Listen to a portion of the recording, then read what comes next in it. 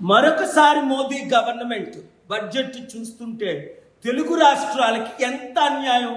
ఆంధ్రప్రదేశ్ ప్రత్యేక హోదా ఇస్తే బాగుపడుతుందని ఇవ్వలేదు. గుజరాత్ మళ్ళీ ఇస్తున్నారు. ఆంధ్రప్రదేశ్ తెలంగాణ 5 లక్షల కోట్లు ట్యాక్స్ రూపంలో మనం కట్టింది.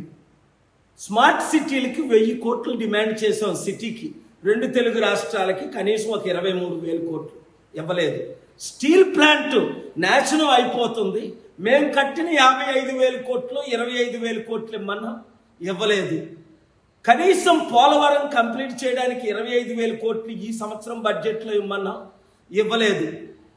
అన్నిటికంటే ముఖ్యం, మన ఆంధ్రప్రదేశ్కి క్యాపిటల్ లేదు, ఈ దద్దమ్మలు అడగలేరు అని మనం 25,000 కోట్లు అడిగితే అది ఇవ్వలేదు. 13,000 గ్రామాలు, దాదాపు 28,000 గ్రామాలు 2 తెలుగు రాష్ట్రాల్లో.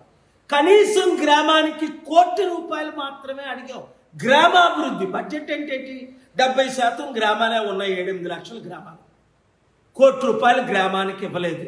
మనం అడిగింది ఒక్కటి కూడా ఇవ్వలే, పట్టించుకోవట్లేదు మనల్ని.